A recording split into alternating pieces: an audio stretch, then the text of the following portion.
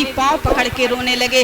बोले महात्मा, हमने सुना है कि जो सच्चा साधु या महात्मा होता है उनका आशीर्वाद लग जाता है।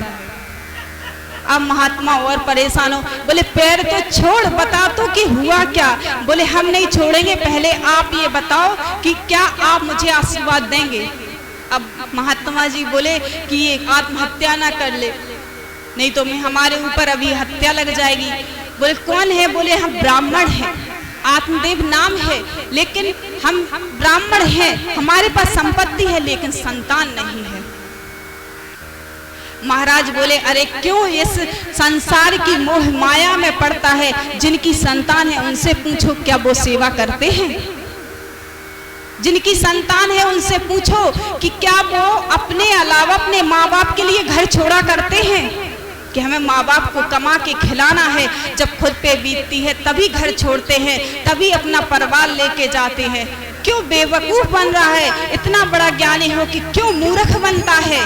संतान से कुछ नहीं होता, सब उसकी माया है, सब उसके अपने कर्मों का फल हमें मिलता है। भजन कर, भगवान की प्राप्ति हो जाएगी तो तुझे अपने आप मोक्ष मिल जाएगा। बातों में मत आ। संतान और पत्नी पति ये सब कुछ नहीं है, ये मृत्यु लोक है। यहाँ आए हैं तो यहाँ जाना भी है। आत्मदेव जी बोले महाराज मैं बहुत परेशान हो गया हूँ, लोग हमें जीने नहीं देते, लोग हमारा निकलना मुश्किल कर दिया है। अरे तुझे संतान नहीं है, तेरा क्या होगा, तुझे मोक्ष कैसे मिलेगा, तुझे तर्पण कौन देगा, तेरा पानी कौन लेगा। अगर महाराज आपने आशीर्वाद नहीं दिया पुत्र प्राप्ति का तो मैं ही आपके सामने अपने प्राण त्याग दूंगा। महात्मा जी ने सोचा कि ये प्राण तो त्याग ही देगा, बहुत दुख में है, और अगर ये प्राण त्याग देगा तो मुझे ब्राह्मण की हत्या लग जाएगी। भगवान कहते हैं ब्राह्मण कैसा भी हो पर वो पूजनीय है, उसका अपमान ना करे। ब्राह्मण किसी भी योनि में हो, बहुत अच्छा हो, महान हो, या किसी भी कर्म की वजह से कुछ गलत कर रहा हो, लेकिन वो ब्राह्मण है। जब अश्वत्थामा द्रोणाचार्य के पुत्र थे, ब्राह्मण थे, गुरु के पुत्र थे, द्रौपदी ने रोका था इनको आप हत्या नहीं करेंगे, इनको मारेंगे नहीं, वरना हमें ब्राह्मण हत्या लगेगी। इसी तरह आत्मदेव जी के बारे में महात्मा सोचते हैं अरे नहीं ये ब्राह्मण मर जाएगा तो मेरी तो तपस्या ही भंग हो जाएगी, ये मेरे कारण मरेगा, चलो जो भी होता है मैं इसे आशीर्वाद दे देता हूँ।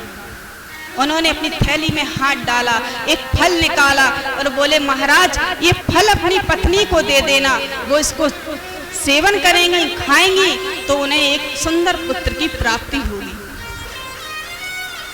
आत्मदेव जी बड़े प्रसन्न हो गए, मुझे आशीर्वाद मिल गया, पैरों में प्रणाम किया, दंडवत किया और वहां से दौड़ के भागने लगे। अब खुशी जो हो गई थी, भागने लगे तो संत महात्मा बोले अरे मूर्ख थोड़ा ठहर तो, जब मैंने तुझे इतना बड़ा आशीर्वाद दिया है तो नियम भी तो सुन लो। इस फल की प्राप्ति तुझे तभी होगी जब तेरी पत्नी सब कुछ नियम पूर्वक करेगी। उसे सुबह शाम शुद्ध होकर पूजा पाठ करनी है, उसे सुबह शाम गाय को एक रोटी खिलानी है, उसे पशुओं से प्रेम करना है, उसे किसी की बुराई नहीं करनी है। 1 वर्ष तक वो कोई भी कार्य ऐसा नहीं करेगी कि उसके मुख से कुछ गंदगी निकल जाए, किसी के बारे में बुरा निकल जाए। आत्मदेव जी ने सोचा कि अरे स्त्रियां तो वैसे ही कितनी ममता वाली होती हैं, मेरी पत्नी भी ये सब खुशी खुशी करेगी, उसे संतान प्राप्ति हो रही है। लोग तो संतान के लिए कई कई दूर दूर तक कहते हैं हमने ये मड़िया पूछ दी, हमने वो कर दिया, जिसने जैसा बताया संतान के लिए करते हैं।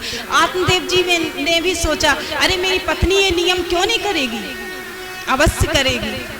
खुश होकर घर गए तो कुछ ना कुछ अपनी पत्नी को लेके जाते थे। आत्मदेव जी जैसे ही पहुंचे तो पत्नी तुरंत थैला हाथ से झपटने लगी, अरे स्वामी आप आ गए। उसने सोचा कि मेरे लिए कुछ जेवर एवर लाए होंगे, बाहर से पूजा पाठ करते थे, बड़े पंडित जी थे तो बहुत कुछ मिलता था। बोले हाँ देवी, आज मैं आपके लिए ऐसा कुछ लाया हूँ जिससे आप अति प्रसन्न हो। आज सबसे अच्छा उपहार लाया हूँ मैं आपके लिए। देवी बड़ी प्रसन्न हुई, खोलूं तो सही कि क्या लाए हैं। हाथ डाला तो उसमें एक फल था। बोली ये सबसे अच्छा उपहार, ये तो मात्र एक छोटा सा फल है। आत्मदेव जी बोले अरे देवी, तुम्हें नहीं पता ये साधारण फल नहीं है, एक महात्मा ने दिया है, इसे खाएंगी तो हमें पुत्र की प्राप्ति होगी। बोले अब देखिए विपरीत बुद्धि की। बोली कैसी बातें करती हो, फल खाने से कहीं पुत्र की प्राप्ति होती है? आप इतनी पूजा पाठ करते हैं, आप भगवान को मानते हैं, तीर्थ करते हैं, तब आपको संतान की प्राप्ति नहीं हुई। एक छोटे से फल से आप कह रहे हैं कि मुझे पुत्र की प्राप्ति हो जाएगी। आत्मदेव जी बोले अरे कैसी बातें करती है तू, तो एक संत के आशीर्वाद को ऐसे ही निष्फल कर देगी। बोली मैं नहीं खाऊंगी। अब देखिए आत्मदेव जी के घर में अगर तुलसी लगा दी जाए तो वो भी सूख जाती थी। गाय थी वो भी बांझ थी, उसके भी कोई संतान नहीं थी। जो भी सब्जी फल लाए उसके रात में ही कीड़े पड़ जाए, कुछ भी अच्छा नहीं होता था। तब भी धुंधली देवी कहती हैं कैसी बातें करते हैं स्वामी, ऐसा कभी होता है? आत्मदेव जी बोले एक बार मेरा विश्वास करके ये फल खा लो। और नियम बताने लगे। बोले आपको किसी की बुराई नहीं करनी है, आपको किसी से बुराई सुननी भी नहीं है, आपको सुबह शाम पूजा करनी है, सारे नियम करके हमें एक सुंदर सा पुत्र प्राप्त होगा। अब धुंधली देवी ने उस समय तो वो फल रख लिया, फिर अपनी बहन को बुलाया। बोले देखो तो मेरे पति जो हैं आत्मदेव जी बड़े ज्ञानी हैं, ये फल लेके आए हैं कि इसको खा लो। अब देखिए बुद्धि कहाँ चल रही है। जो मन नहीं लगाता है भगवान में, जो अच्छी बातों में मन नहीं लगाता, उसकी बुद्धि भी गंदी ही चलती है। कह रही है देखो तो अगर मान लीजिए कि मैं गर्भवती हो गई, कभी मेरे घर में आग लग गई तो मैं तो गर्भवती हूँ इसलिए दौड़ भी नहीं पाऊंगी, मैं तो इसी में जल के मर जाऊंगी। कभी किसी डाकू ने, मेरा घर है, मेरे पास संपत्ति है, कभी किसी डाकू ने अगर मेरे घर में डकैती डालने की कोशिश की, चोरी करने की कोशिश की, तो जरा बताओ तो इनको कौन समझाए, मैं तो भाग ही नहीं पाऊंगी, मेरा तो सब कुछ चला जाएगा। बहन बोली एक काम कर, मुझे हर वर्ष एक बालक पैदा होता है, मेरे 7 बालक हो चुके हैं, 8वां आने वाला है और मुझे पता है कि ये भी बालक ही होगा, तो मुझे धन की जरूरत है और तुम्हें संतान की। एक काम करो कि ये फल को फेंको भी मत, ये फल है तुम्हारे घर में जो गाय है वो भी बांझ है, ये फल उस गाय को खिला दो। अगर इस संत में सच में शक्ति होती होगी तो इस फल का प्रभाव भी पता चल जाएगा। धुंधली देवी ने ऐसा ही किया, सौदा कर लिया। भला कोई माँ ऐसी होती है कि संतान पैदा करे और दूसरे को धन लेके दे दे? कैसी भी हो, गरीब माँ हो, अमीर माँ हो, कैसी भी हो माँ। इसीलिए माँ शब्द को भगवान ने भी इतना पवित्र बनाया है कि भगवान ने जब रामचंद्र जी का अवतार लिया तो माँ कहते कहते ही पाले गए, माँ कहते कहते ही बड़े हुए। उन्हें भी माँ कहलवाने का सौभाग्य लेना था, लेकिन ये माँ ऐसी थी कि उस फल को लिया और उस बांझ गाय को खिला दिया। सौदा कर लिया अपनी बहन से कि 9 महीने तक मैं नाटक करूंगी, ढोंग करूंगी कि मैं गर्भवती हूँ। जैसे ही 9 महीने में तेरा बच्चा पैदा हो जाएगा तो तू रात में आके मुझे वो बच्चा दे जाना। बहन मान गई, उसने धन ले लिया। बहन ने, यहाँ धुंधली देवी ने नाटक करना शुरू कर दिया। समय बीतता गया, यहाँ जो फल उस गाय ने खाया था वो भी गर्भवती हो गई। अब जैसे जैसे समय बीता, बहन को बालक हुआ तो धुंधली देवी को रात्रि में आकर वो बालक दे जाती है। आत्मदेव जी को जहाँ पूजा पाठ करने गए थे वहाँ मालूम चला, सूचना हुई। सभी गांव के बाहर खुशियां मनाने लगे कि चलो आत्मदेव जी को बड़ी बरसों बाद कोई खुशी मिली है, बालक पैदा हुआ है। सब बाहर खड़े हैं। धुंधली देवी ने देखा, अरे मेरे बाहर तो बड़ी भीड़ लग गई है। सबको भगाने के लिए लड़ने लगी। अरे मुझे बालक हुआ तो तुम लोगों से बर्दाश्त नहीं हुआ, मेरी खुशी तुम लोगों से बर्दाश्त नहीं हुई, मेरे बाहर आ गए हो, क्या हाय लगानी है, क्या नजर लगानी है। सभी इधर उधर हो गए। आत्मदेव जी वहां से चले आ रहे हैं, बड़े प्रसन्न हैं। सब लोग खड़े थे तो बोले अरे आपका बहुत बहुत धन्यवाद, आप लोग हमारी खुशी में शामिल हुए। तो लोगों ने सोचा चलो वो तो मूर्ख है, आत्मदेव जी तो हमारा सम्मान करते हैं। आत्मदेव जी ने बड़ा ही खुशी खुशी अपने बालक का नामकरण करवाने के लिए थोड़े समय बाद बुलाया। या धुंधली देवी की जो गाय थी उसने भी एक बालक को जन्म दिया। गाय थी पर एक सुंदर से बालक को जन्म दिया। पूरा शरीर मनुष्य का, सिर्फ कान हुए गाय के। इसलिए जब नामकरण होने लगा तो आत्मदेव जी ने देखा कि ये सुंदर सा बालक पूरा मनुष्य गाय से जन्मा है, लेकिन गाय की भी छवि आई कि कान गाय के हैं। तो आत्मदेव जी महाराज ने गोकर्ण नाम रख दिया। बोलिए गोकर्ण महाराज की जय, बोलिए राधा रानी सरकार की। कहते हैं आत्मदेव जी ने उसका नाम उसके विचारों से आचारों से रखा कि कान गौ के हैं, बालक मनुष्य का है। यहाँ धीरे धीरे समय हुआ तो धुंधली देवी को मन में विचार आया, अरे मेरे पति ने गाय के बछड़े का बालक का तो नामकरण कर दिया और मेरा बालक 6 महीने से बड़ा हो गया है और आज तक नहीं कहा कि इसका नामकरण होना है। धुंधली देवी एक दिन बोली, अरे स्वामी क्या आपको अपने बच्चे से प्रेम नहीं है? बोले बहुत है। बोले तो तुमने गाय के बच्चे का नाम तुरंत रख दिया था कि गोकर्ण, और मेरे बच्चे का नाम अभी तक नहीं रखा, ना कभी चर्चा चलाई। आत्मदेव जी बोले अरे मैंने सोचा 1 वर्ष का हो जाएगा तो धूमधाम से नामकरण करवाएंगे। बोले हम कुछ नहीं जानते, हमें तो आज ही नाम रखवाना है। आत्मदेव जी ने पंडित जी बुला लिए, नामकरण है। पंडित जी आए, पंडित जी ने बड़े अच्छे अच्छे नाम बताए, नारायण रख लो, सुरेश रख लो, और नानी आशुतोष रख लो, भगवान के ऊपर नाम बताए। लेकिन धुंधली देवी बोली अच्छा पुत्र मेरा, कष्ट मुझे हुआ, बातें मैंने सुनी, नाम ही पंडित जी रखेंगे, ये कौन होते हैं? आत्मदेव जी बोले अरे कभी तो शांत हो जाया कर, पंडित जी को अपन ने तो बुलाया है, अभी गुस्सा हो जाएंगे, नामकरण में है, कभी भी अच्छे कामों में अशुभ बातें नहीं की जाती। बोले नहीं, नाम हम रखेंगे। आत्मदेव जी ने सोचा इसका कुछ नहीं होगा। बोले अच्छा तू ही रख ले, बता क्या नाम रखेंगे?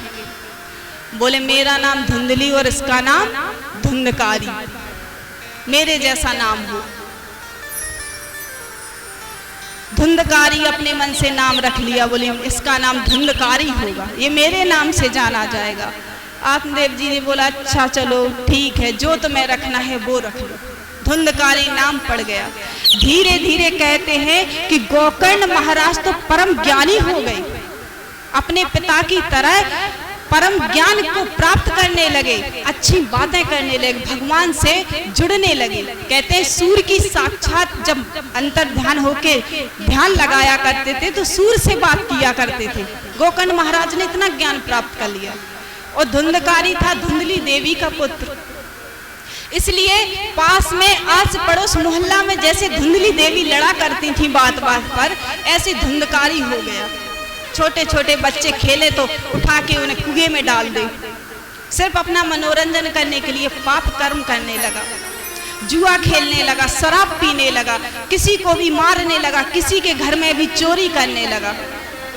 कहते हैं जब बालक पहली गलती करे तो उस गलती को वहीं माफ ना करें, उस गलती पे वहीं रोक लगाएं, वहीं डांट लगाएं, ताकि आपका बालक आगे जाके जो गलती करे तो पहले डर जाए कि हमने ये गलती की तो हम पे डांट पड़ेगी, मार पड़ेगी, ये गलत है।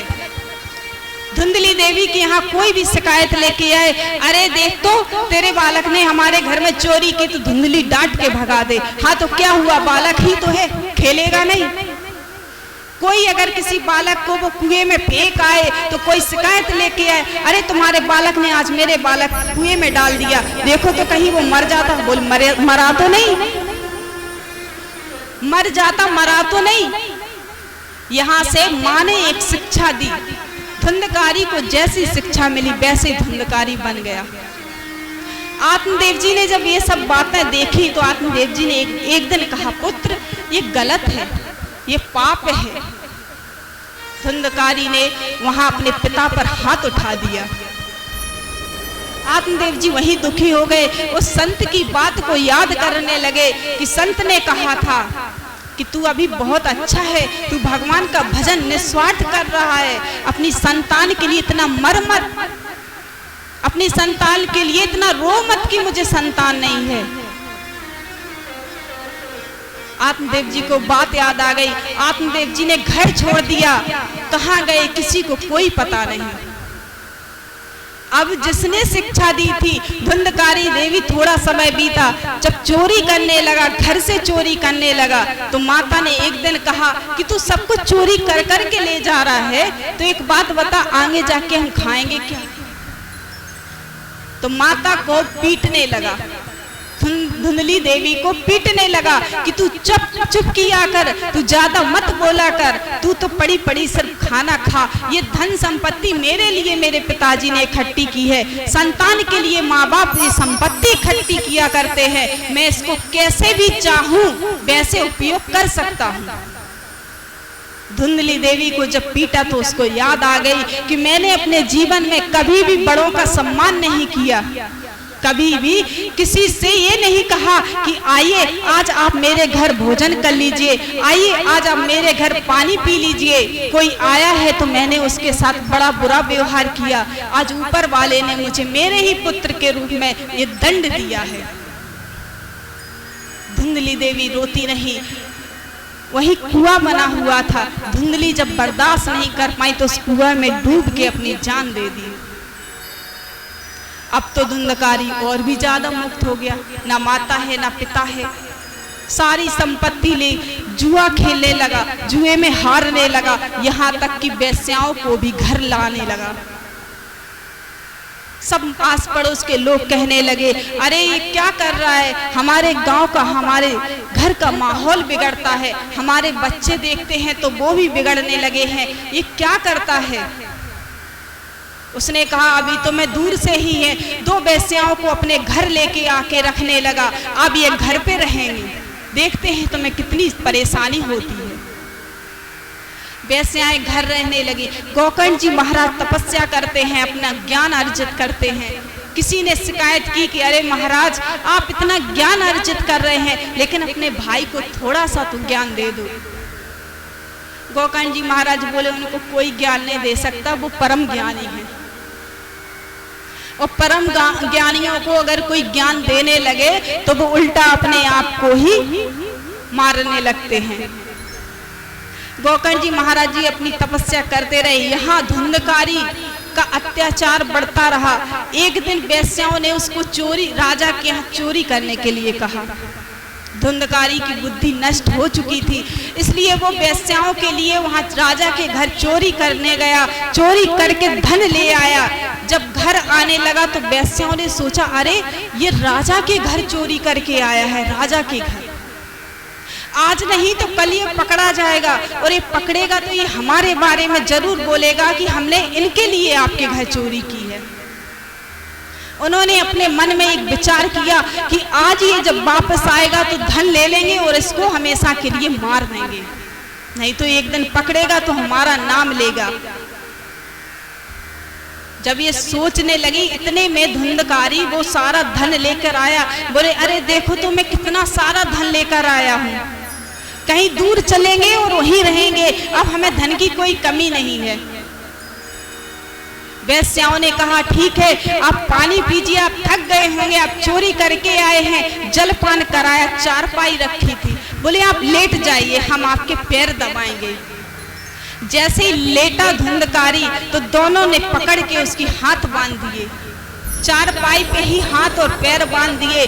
जो आग जल रही थी जिसमें दहकता हुआ कोयला रखा हुआ था, पहले गर्दन को दबाया, दबाते ही देखा कि अरे इतनी आसानी से नहीं मरेगा, हो सकता है गलती से इसकी श्वास वापस आ जाए, हमें मालूम ना चले कि ये वापस श्वास आ गई तो ये फिर से सब कुछ बोल देगा, इसको इतनी आसानी से नहीं छोड़ना है। गला दबाते दबाते याद आया, अरे आग जल रही है, कोयला जल रहा है। दोनों ने कोयला उठाया और धुंधकारी के मुंह में भर दिया। दहकता हुआ कोयला जैसे ही भरा तो धुंधकारी की प्राण वहीं निकल गए और गोविंदाय नमो नमः हो गए। अब धुंधकारी तो मर गया, वैश्याएं वो धन लेकर चली गई। कहते हैं हमारा कोई नहीं होता, किसी के लिए पाप नहीं करने चाहिए। पाप करवाने के लिए 4 हाथ खड़े हो जाएंगे, लेकिन पाप का भागीदार सिर्फ आप बनेंगे जो आपने पाप किया है। वो 4 आपके साथ नहीं जोड़े जाएंगे। किसी के बहकावे में आके कोई भी ऐसा काम नहीं करना चाहिए कि हमारे हाथों से पाप हो जाए। धुंधकारी जब मारा गया तो गोकर्ण महाराज को खबर दी गई कि आपके भाई की मृत्यु हो चुकी है। लेकिन गोकर्ण महाराज तो इस मोह माया से बड़े दूर चले गए थे, तब उन्होंने कुछ नहीं कहा। वैश्याएं चली गई। यहाँ धुंधकारी जिस मौत से मरा था वो एक बड़ा प्रेत बना। वो तरा नहीं, वो पापी था, इसलिए प्रेत योनि में चला गया। अब उसे याद आए कि मैंने कितने पाप किए थे, इस योनि से कैसे मुक्त हुआ जाए। मैंने इतना अच्छा मनुष्य जीवन व्यर्थ ही खराब कर दिया। जिसके लिए मैंने चोरी की, जिनके लिए माँ को मारा, जिनके लिए पिता को तबाह कर दिया, आज उन्हीं औरतों ने मेरा सर्वनाश कर दिया। इस लोक को भी खत्म कर दिया और उस लोक को भी खत्म कर दिया। मेरा मोक्ष कैसे होगा? बड़ा तड़पने लगा, क्या करूं? गोकर्ण जी महाराज जी एक दिन वापस आए, दरवाजे पर बैठे थे तो बड़ी आवाजें आई। कभी बकरी की आवाज, कभी भैंस की आवाज, कभी ऊंट की आवाज, कभी गधे की आवाज। गोकर्ण महाराज ने कहा मेरे घर में तो कोई है ही नहीं, सब खत्म हो चुका है, ये आवाजें कैसी आ रही हैं? गोकर्ण महाराज जी अंदर गए, देखते हैं कि कोई नहीं है। जैसी पलट के बाहर जाने लगे, फिर से आवाजें निकलने लगी, कभी बकरी की, कभी भैंस की, कभी गाय की, कभी गधे की। महाराज ने जल लिया और मंत्र पढ़ के वो जल फेंका तो धुंधकारी की छाया रूप खड़ी हो गई। बोले क्या आपने मुझे पहचाना नहीं? गोकर्ण महाराज जी बोले नहीं, कौन है आप? और इतने सारे रूप बना के, इतनी सारी आवाजें निकाल के आप मुझे परेशान कर रहे हैं या कुछ बताना चाहते हैं? तो धुंधकारी बोले अरे मैं आपका भाई धुंधकारी हूँ।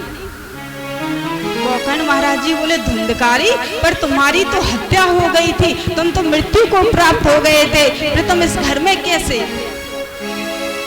बोले भाई अब तुम्हें इस भाई के पाप को धोना है, इस भाई को मुक्त करना है, एक काम मेरे लिए अच्छा कर दीजिए। बोले मैं प्रेत योनि में चला गया हूँ, मैंने इतने पाप किए थे कि मुझे भगवान के यहाँ भी जगह नहीं मिली। बोले कहते हैं जब कोई मर जाए तो कहते हैं स्वर्गवासी हो गया, मुझे तो नरक में भी जगह नहीं मिली, मुझे तो वहां से भी भगा दिया गया, मैंने इतने पाप किए हैं, मैं नरकवासी भी नहीं बन पाया कि वहां जाके अपने पाप धो लूं। गोकर्ण महाराज जी बोले अरे भ्राता, अगर आपको याद आ गई है कि एक आपका छोटा भाई भी है तो मैं आपको तारने की पूरी विधि करूंगा। भगवान गोकर्ण ने फिर से सूर्य भगवान का आचमन किया, दोनों के जोड़ मिले। सूर्य भगवान ने वहां से कहा अरे गोकर्ण, क्या तुम नहीं जानते कि ऐसे प्रेत